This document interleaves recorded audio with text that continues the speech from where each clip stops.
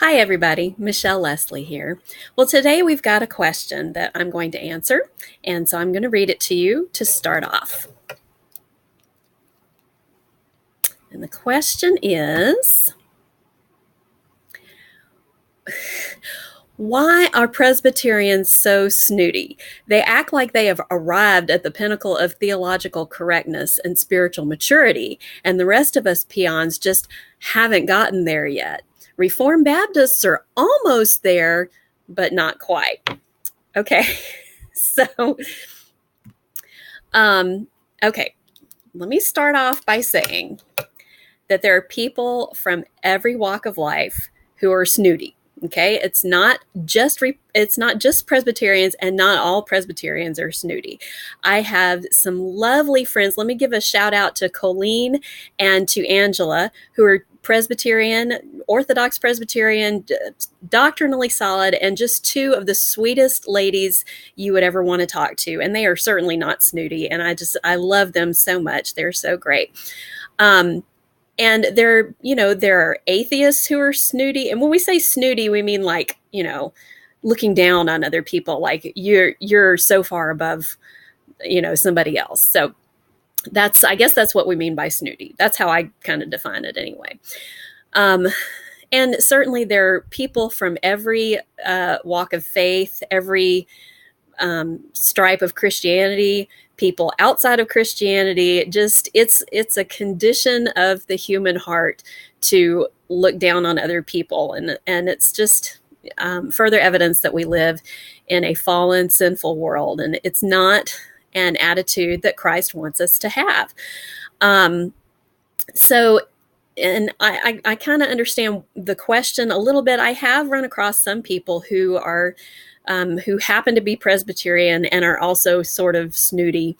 And they act like, that Presbyterianism is just like the question said, the pinnacle of doctrinal soundness and theological correctness. And, if you're not a Presbyterian yet, you just keep trying, you just keep praying for God to sanctify you. And maybe one day you'll make it to this elite level of spirituality. Well, if someone truly has that attitude in her heart, that's not a right attitude to have. And like I say, there are people of every stripe. I know plenty of Reformed Baptists, which is kind of my tribe, my camp, that have that kind of attitude too. And I'm sure I've come across that way to people in the past, especially when I was sort of in a cage stage of when I first became Reformed. So we need to be really careful when we run across people like that, whatever the situation may be, if they're Presbyterian or Reformed Baptist, or maybe they're Arminian and they look down on people who are Calvinist, or whatever the case may be. It's a good time to remember that we all have that potential to participate in that kind of sin of self-righteousness or of looking down on other people. We all have that in our hearts, just lurking there to come out in some kind of way. It may not even be about Christianity. It may be about, that you're a better cook than somebody or whatever. And we are all going to have our own strengths and weaknesses. But Christ teaches us that we are to be humble, we're to walk in humility and kindness, and not to be looking down on other people, and especially not to be looking down on other people with regard to theology. And when I say that, I don't mean not correcting unbiblical theology, because unbiblical theology needs to be corrected. But even when we do that, we need to be sure we're doing it in humility, because this is what the Bible tells us to do. And one of the reasons that we need to be in humility about things of a Christian nature, theological nature, is that we need to remember we didn't come to that. I mean, even if you've read thousands of books and you're just very theologically educated, you didn't come to that by yourself. God gave you that. God opened your eyes to the truth of Scripture.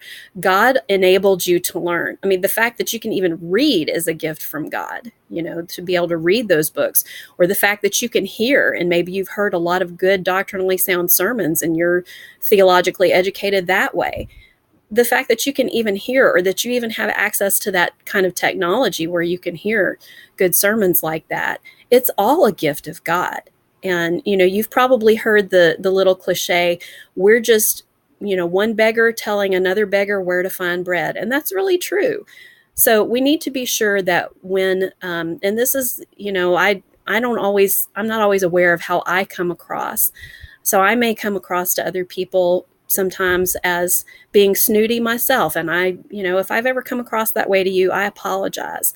My flesh gets the best of me often. I mean, so often it's ridiculous. It's not in my heart to come across as though I'm better than anybody else or anything like that.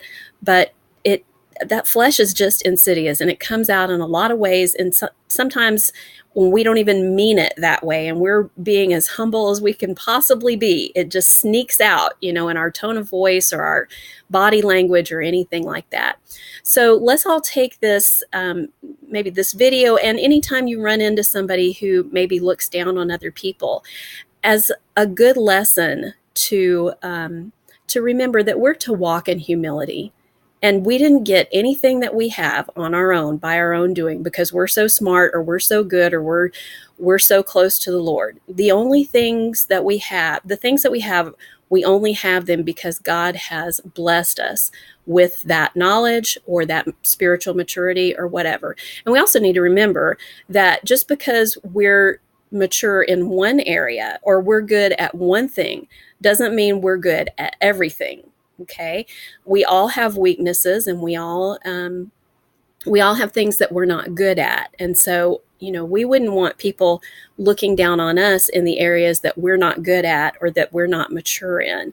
So the golden rule would apply there too, the golden rule in Scripture that says, do unto others as you would have them do unto you. So the next time you run into that snooty person, just remember to take that to heart for yourself in your own behavior and your own words and tone of voice and everything, and use it as a reminder to walk in humility and to put others first and to be kind and to be gracious. Y'all have a great day.